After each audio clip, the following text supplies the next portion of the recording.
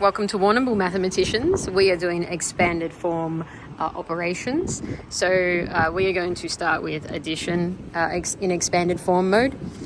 Let's think of something really, really ugly, or just so that you don't think I'm always mocking these up. I'll let the dice determine what we're adding today.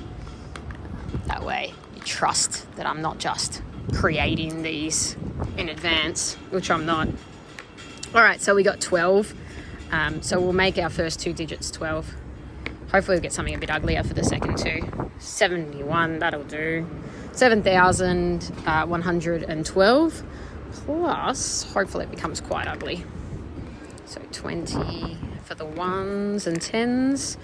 5,420. Now, just so that it's a little bit uglier, because I do want it to be an ugly duckling equation. I don't want it to be too easy. I'm going to make a 9 and an 8 somewhere here, just to mock it up harder than what the dice gave us. But basically, it's just generated the equation for us.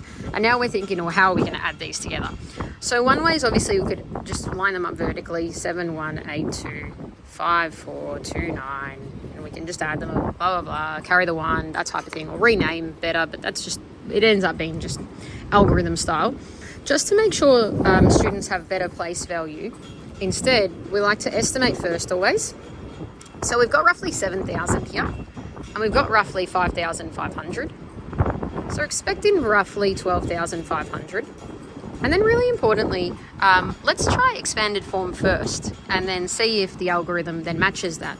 So I'm going to leave room for the algorithm there, but I'm going to do the expanded form on this side where I have a bit more space. So this number really becomes 7,000 plus 100 plus 80 plus 2. And then 5,000 plus 400 plus 20 plus 9. And then we can add it up, and it actually keeps the numbers whole. So we've got 11 plus 100 plus 500 plus 12,000. Then obviously this needs to combine. So we've got 12,600. And then this combines with that, so 12,611. Let's check it with Vertigo algorithm and see what the process looks like there, and see if it looks harder or easier for your brain, and you can choose which one you prefer. 7182, 5429. 2 and 9 makes 11, so 110, 11. 8 and 2 makes 10 tens is 100, but then we got the 1 from that there. That makes 6. And then 7 and 5 is 12. It felt a lot more natural over here, if I'm going to be perfectly honest. If I wasn't, already well tuned in that, because I wasn't drilled in it in primary school and I hadn't been using it the rest of my life, I actually prefer this method. Just because the numbers seemed whole and seemed to make sense. It also wasn't that hard. There was renaming here, renaming here. And yet it came together a lot nicer than this. It seemed like there were less errors possible here than here, just in terms of, the whole carrying process and remembering what to put down, what to put up. That didn't have that there. Let's try another one and see if it is also easier with expanded form again. I'm going to generate a really ugly one this time. Let's go into the tens of thousands as well, which is almost anything. Apart from that, you'd probably use a calculator, and probably even now you'd use a calculator. Let's go 87,607. It's got a lot of 7s and 8s always when I try to generate something ugly. Plus 95,768. Oh, ugly duckling. Ugly duckling equation. But to estimate, let's go up to 90,000 for that one. So 90,000 plus, let's go down so that we round one up, round one down. 90,000, we're estimating around about 180,000 as our answer to that. Okay, expanded form. So over here, we've got 80,000 and 7,000 and 600 and 0 tens and 7 ones. I like to put the 0 in just, but you don't have to. It'll be interesting whether I want that. Let's see how the other one looks, whether I actually want it.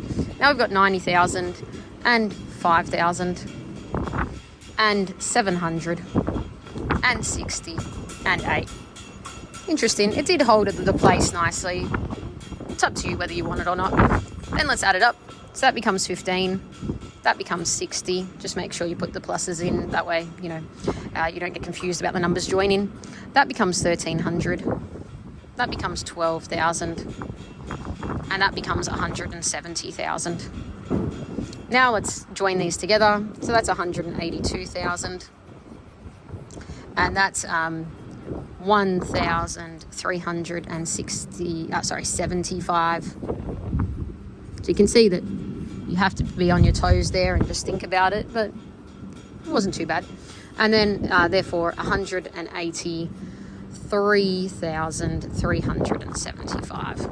Let's try it with the algorithm and see how it goes.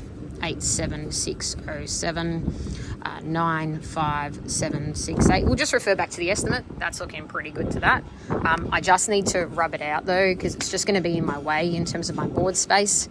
I might just remove my rounding. Ooh, chase my marker too. Windy day in Warrnambool, what's new? Okay, we've set it up. Let's go for it. 8 and 7 is 15, so rename and make it a 10. And then that's 7 tens, 6 and 7 hundreds becomes 1,300, so makes an extra 1,000. And then we can make that one with that, so that we're, or with that, whichever. It's really just 6 and 7 again, which becomes that. And then it becomes 18. So same answer. I'll just leave a bit of a space there. The Australian convention is spaces. So same answer, both methods worked. Again, I would say I prefer this one.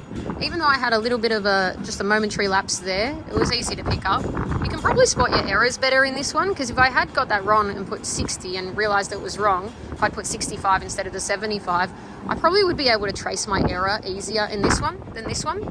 Tell you what, I'm so disappointed that I wasn't taught these methods in school, because I honestly would have chosen this one. It has more place value in it. It keeps the numbers whole. This one just sort of breaks it down almost too much. I know it's a process, but it's a process that is really hard to make sense of, whereas this one just feels natural. All the renaming happens naturally. You put it together, you keep the place values in. It's a real sense-making strategy compared to that one.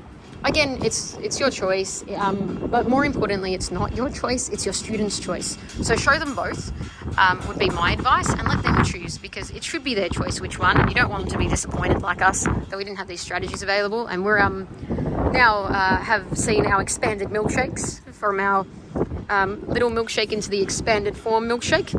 So I'll enjoy the milkshake and enjoy teaching expanded form.